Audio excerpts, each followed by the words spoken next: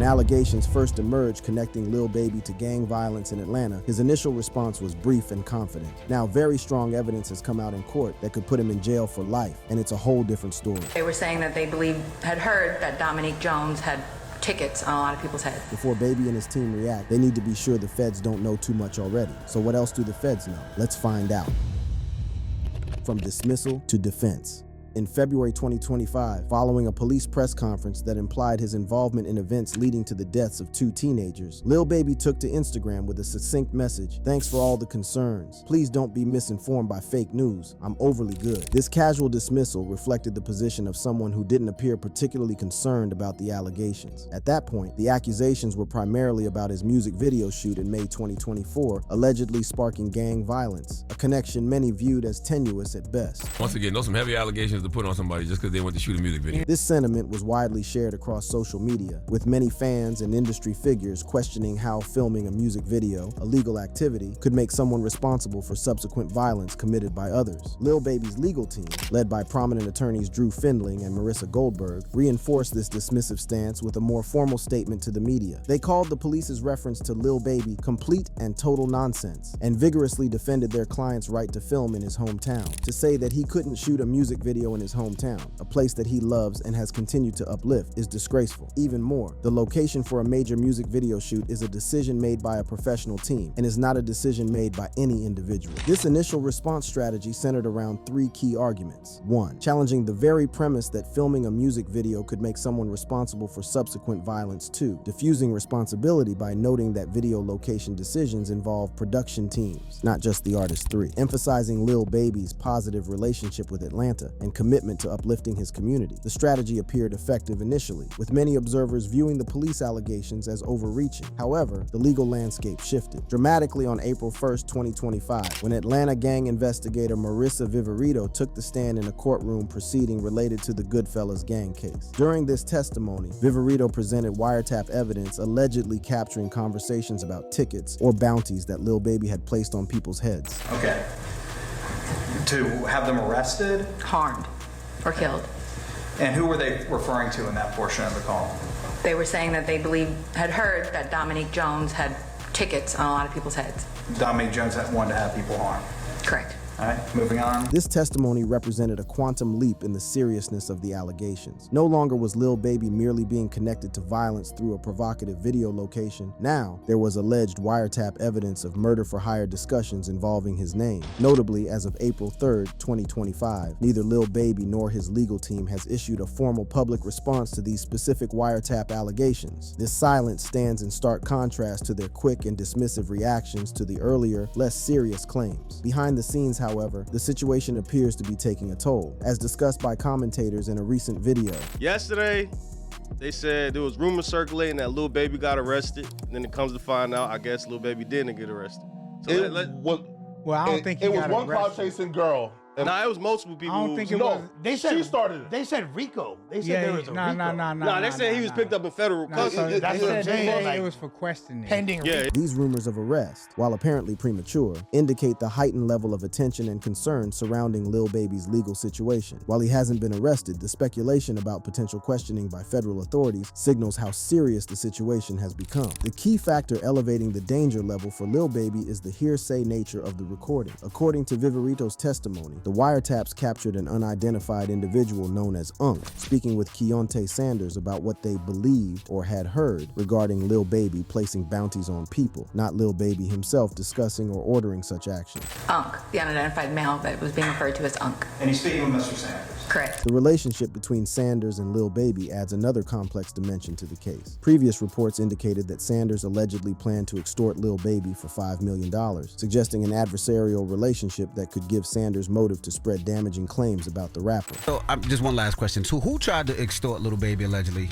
So allegedly, one of the opposing gang members, who's like higher ranking in the gang, he was telling his girlfriend on one of the recorded calls that he planned to he was seeking revenge on Baby, like I mentioned earlier, and part of that was going to be to extort him for $5 million when he came home from prison. I don't know what the extortion would be, like what he was going to try and hang over his head, but that was what they recovered from these phones and the informant. This extortion angle could potentially be crucial to Lil Baby's defense, as it suggests Sanders might have had motivation to falsely implicate him in criminal activities. Another potential defense angle involves questioning Viverito's credibility as a gang expert. During the ongoing Young Thug YSL trial, Viverito faced significant criticism and judicial scrutiny for her testimony. At this point, bro, we gotta stop using like Verito the Vixen as a gang expert or as anybody credible, bro.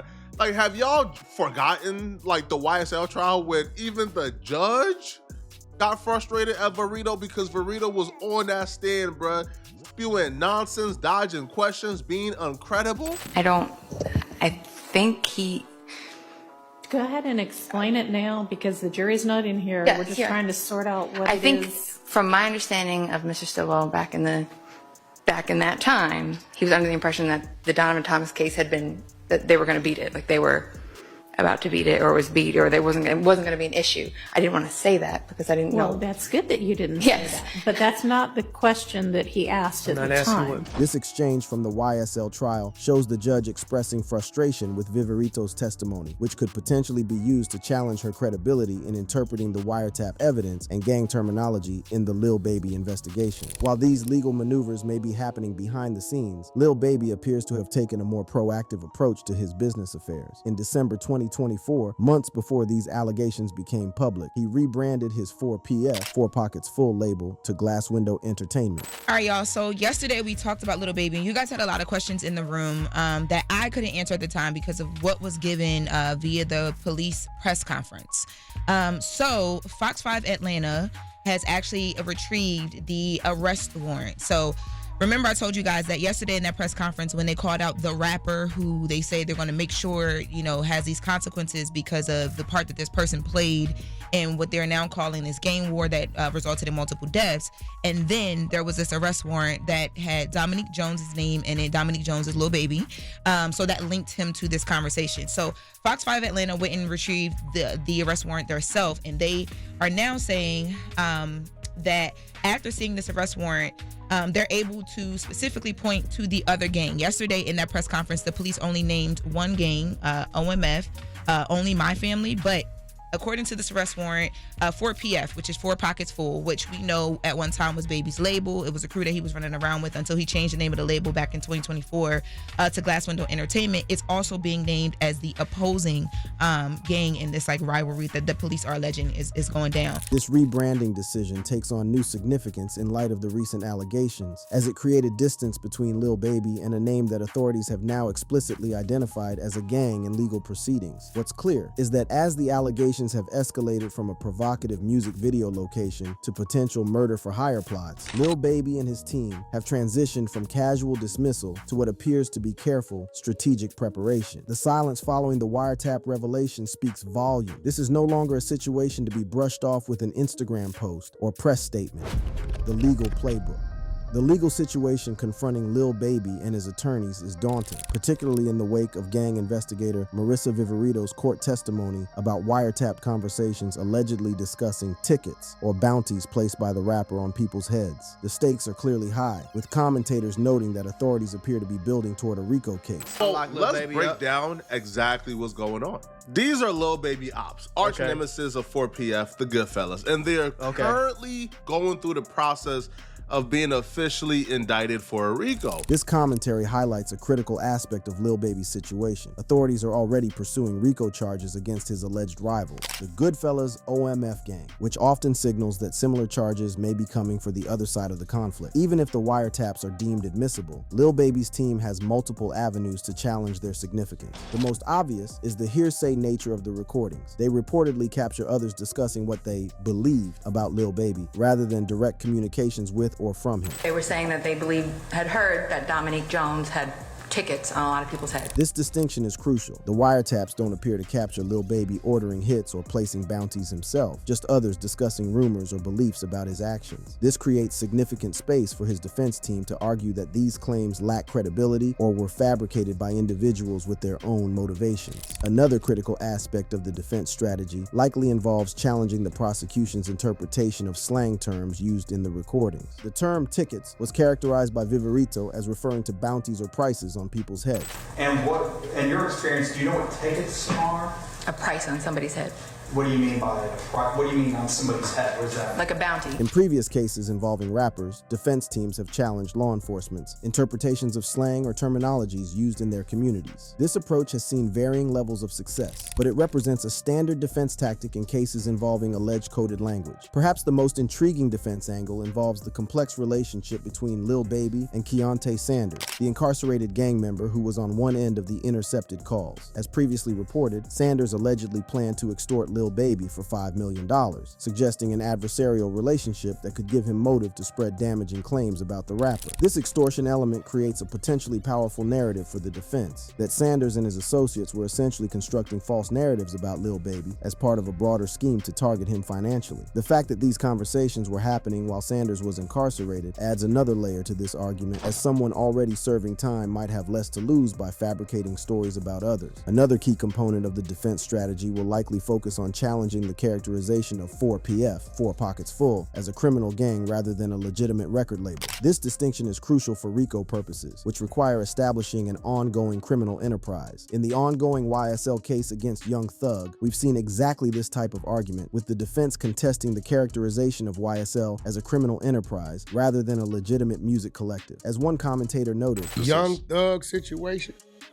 whatever was going on like that, whatever fire was burning, they put a lot of that out, bro. Ain't nobody stupid. Ain't nobody crazy. This suggests that Young Thug's defense team has had some success in challenging the gang characterization, which might provide a template for Lil Baby's attorneys. Lil Baby's December 2024 decision to rebrand 4PF as Glass Window Entertainment could play into this strategy, positioning the organization as a legitimate business that was evolving and professionalizing rather than a criminal enterprise. Didn't he get rid of the whole 4PF thing? Like, all of that. So, but the label name has changed? Yes. This exchange confirms that Lil Baby has indeed rebranded his label, creating potential legal distance between himself and the 4PF name that authorities have characterized as a gang designation. Lil Baby's public image and community involvement could also serve as counterweights to the prosecution narrative. His 2021 White House visit with then Vice President Kamala Harris to discuss criminal justice reform, his philanthropic efforts in Atlanta, and his business investments in the community create a contrast with the image of someone orchestrating violence. We've seen glimpses of this approach in action in his legal team's February statement, where they emphasized his commitment to uplift his hometown. This narrative of positive community engagement could become increasingly central to both legal and public relations strategies as the case progresses.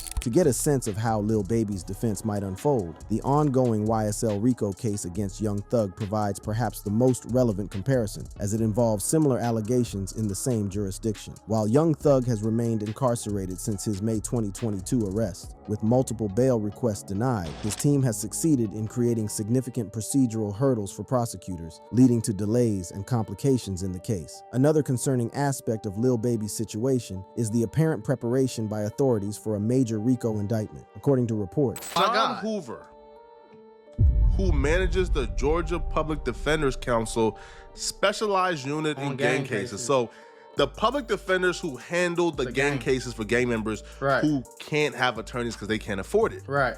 The public defender office just said the office is actively preparing for racketeering indictment on the 4PF and OMF cases, and that he expects Lil Baby to be indicted with others. This preparation by the Public Defender's Office is a significant development, suggesting that indictments may indeed be forthcoming. The fact that official agencies are allocating resources in anticipation of these cases indicates the seriousness with which authorities are pursuing the matter. For Lil Baby's team, this preparation period is critical. As one music industry commentator observed, like, why would I give him a warning? Like, why would I let them know? Like, they didn't really officially arrest him, right? Yeah. They haven't officially arrested him, but I'm gonna go have a press conference and say, hey, sure, Lil Baby, you know, you might be responsible for this, and that. without actually bringing them in. This commentary highlights an unusual aspect of the case: the public nature of the investigation and the explicit warnings from law enforcement before formal charges have been filed. This could potentially work in Lil Baby's favor by giving his team time to prepare, but it also signals the determination of authorities to pursue the case. Beyond the courtroom, Lil Baby's team appears to be managing the broader implications of these allegations for his career and business interests. Beyond the courtroom. Unlike his previous encounters with the legal system, including a 2019 arrest for reckless driving, a 2021 detention in France for drug possession, and a 2024 Las Vegas arrest for carrying a concealed weapon without a permit, potential RICO charges would represent an existential threat not just to his career but to his freedom. The personal impact of such charges would be profound. If Lil Baby were to face a fate similar to Young Thug in the ongoing YSL RICO case, he could potentially spend years in pretrial detention, separated from his family and unable to perform or record music. For an artist at the peak of his commercial powers, with young children at home, this would be devastating on multiple levels, as one commentator observed about the serious nature of these allegations. There was wiretaps being played, and on one of the wiretaps, somebody mentioned that Lil Baby had tickets, aka a bag, a bounty on some people's heads. If they know what the ops did to you, they know what you did to the ops. That's the code of the streets, people. So don't ever celebrate your ops getting a RICO, bro. That just means for that real, they coming for you now. Now, if we look at the receipts for Trevante Turner, the police report when he passed away, if you look at the literal police report, they listed 4PF as a criminal street gang which laid claims to the Oakland City neighborhood of Atlanta. This commentary highlights how authorities are building a case piece by piece, gradually establishing 4PF as a criminal gang rather than just a music label. This characterization is crucial for RICO purposes and represents a direct threat to Lil Baby's freedom. The mention of Trevante Turner is significant, as his death on June 29, 2024, allegedly at the hands of 4PF associates, represents a key link in the chain of events that authorities are constructing. According to their timeline, this killing was retaliation for the shooting at Lil Baby's video shoot, which was then followed by the Goodfellas retaliation that killed the two 13-year-old boys. What makes this case particularly complex is that authorities appear to be targeting Lil Baby not just for direct actions, but for his role as the alleged leader of 4PF, as one analyst explained. I hope you rappers is listening. This is such an eye-opener. If let's say you have a homie, right? And your homie, let's say he comes around, he's repping the squad 4PF, but your homie has some side beef. And your homie's got homies of himself. If your homie gets killed by, let's say, his ops, and then your homie's homies come back and kill somebody, and a gang war ignite, you're now the crime boss, even though you have nothing to do with whatever personal beef he has with those people, and his homies is involved. You are now automatically involved because he's in your entourage and you brought him around and he's in the music videos and he's around you and he's banging 4PF for the clout. You are now involved and they're going to include you as a gang leader and say that you are the catalyst for a gang war that had nothing to do with you. These people cold, man. This commentary highlights the dangerous position Lil Baby occupies as the founder and public face of 4PF. Even if he personally hasn't ordered hits or engaged in violence, under RICO, he could potentially be held responsible for actions committed by others under the 4PF banner. On the challenging side, murder for hire allegations represent a particularly serious category of accusation that could trigger morality clauses in contracts and cause corporate partners to distance themselves. Moreover, if he were to be held without bail like Young Thug, his ability to release music and maintain his public presence would be severely constrained. Several people from the Atlanta music scene have weighed in on the situation, including Wack 100, who defended Lil Baby during a recent podcast appearance. So I just feel like they attacking everybody in hip hop as if what they're doing is they're doing it for a negative reason, right?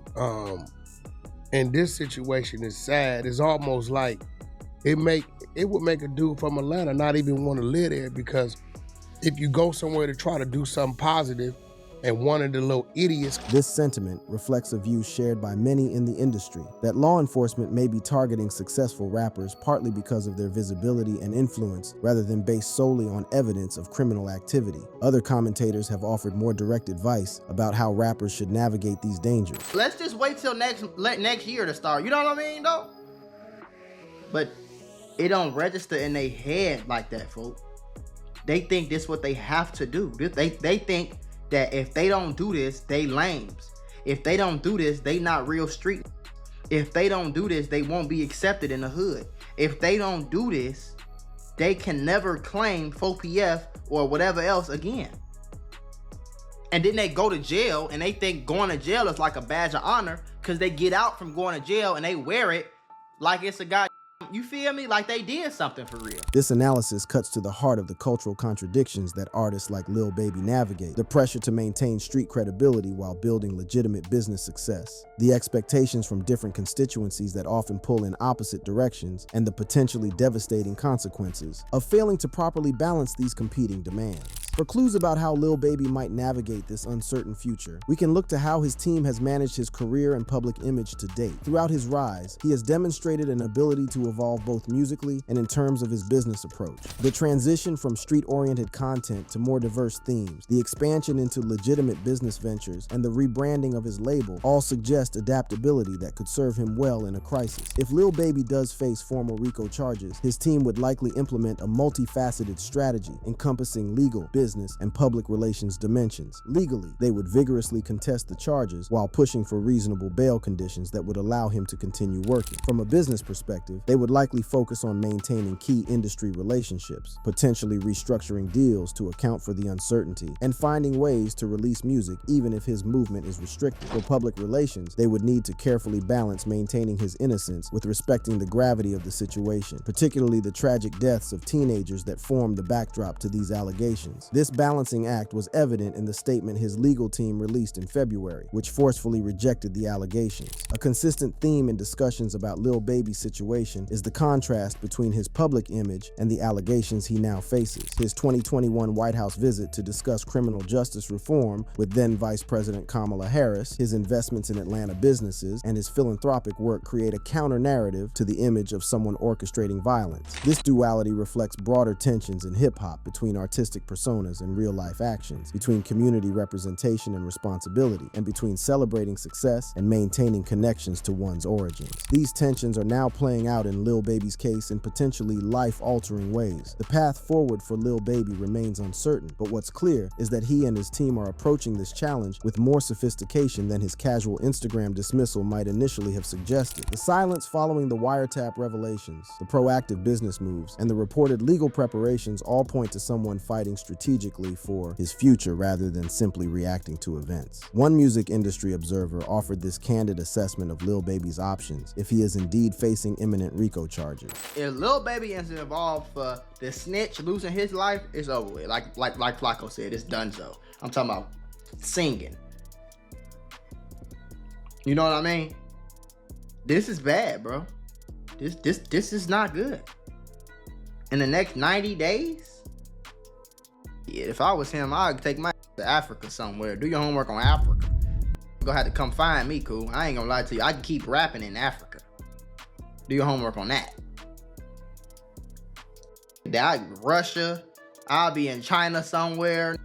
Somewhere with non-extradition. It's a simple Google search away. While this extreme suggestion of fleeing the country is unlikely to be part of Lil Baby's actual strategy, it underscores the gravity of the situation and the limited options that might be available if formal RICO charges are filed. It's worth noting that at the center of this legal drama are real human tragedies: the deaths of two 13-year-old boys, Layman Freeman and Jacody Davis, and the injury of an 11-year-old. Whatever the legal outcome for Lil Baby, these children and their families have suffered irreparable losses that cannot be overlooked in discussions about career implications or legal strategies. The tragic nature of these deaths is emphasized in the police press conference. For Lil Baby, navigating the situation successfully will require not just legal victories, but also maintaining this perspective, demonstrating genuine respect for the gravity of the underlying events while asserting his innocence of direct involvement. Another troubling development that could impact Lil Baby's case involves the death of Keontae Davis, who had previously testified against 4PF associate Nathan Benford in another murder case.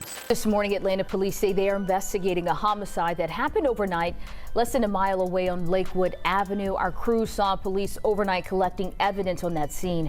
We are still working to learn exactly what happened and get more information about this scene. We'll bring you those updates as soon as we get them and give them to you on 11 Alive. The man that was taken to the hospital and succumbed to his injuries, that man was identified by the Fulton medical examiner as 27-year-old Keontae Davis. Bro, this is power. The timing of Davis's death, occurring just as authorities appear to be building toward a RICO case against 4PF, raises serious questions that could potentially complicate Lil Baby's legal situation, regardless of whether he had any connection to this incident. Meanwhile, the Georgia Public Defender's Council appears to be preparing for a major RICO indictment. John Hoover, who manages the Georgia Public Defender's Council specialized unit in gang cases. So the public defenders who handle the gang cases for gang members who can't have attorneys because they can't afford it. Right. The public defender office just said the office is actively preparing for racketeering indictment on the 4PF and OMF cases, and that he expects Lil Baby to be indicted with others. This preparation by an official agency strongly suggests that indictments may be imminent, potentially bringing this situation to a critical juncture within the next few months. Some observers have noted that the pattern of targeting successful rappers with RICO cases has become increasingly common, particularly in Atlanta. This commentary reflects a growing concern in the hip-hop community about law enforcement's approach to artists with alleged gang ties, whether the evidence justifies the aggressive targeting or whether other factors like visibility and influence play a role in who gets prosecuted. The coming months will be critical in determining whether Lil Baby faces formal RICO charges, and if so, whether he can maintain his freedom and career in the face of such serious allegations. What's certain is that his response so far, evolving from casual dismissal to strategic preparation, suggests he and his team understand the magnitude of the challenge ahead. Perhaps the most telling sign of how seriously Lil Baby is taking these allegations is the contrast between his initial dismissive Instagram post and the current silence following the wiretap revelations. This evolution suggests a growing recognition of the potentially life-altering nature of these accusations and the need for a careful, strategic response rather than casual dismissal. One commentator offered this perspective on what Lil Baby might be facing.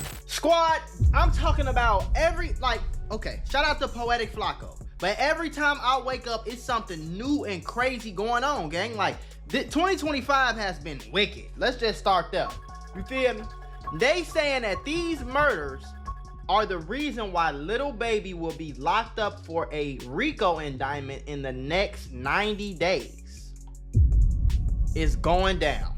This assessment, that a RICO indictment could be coming within 90 days, aligns with other reports about preparations by legal authorities and represents perhaps the most concrete timeline for potential charges against Lil Baby. As this case continues to develop, it will serve as a critical test case for how the music industry handles artists facing serious legal jeopardy, how the legal system approaches cases involving high-profile performers with alleged gang ties, and how individual artists can navigate the treacherous waters where street credibility, artistic expression, and legal liability intersect. If you want to navigate more stories like this though, click the video on your screen right now.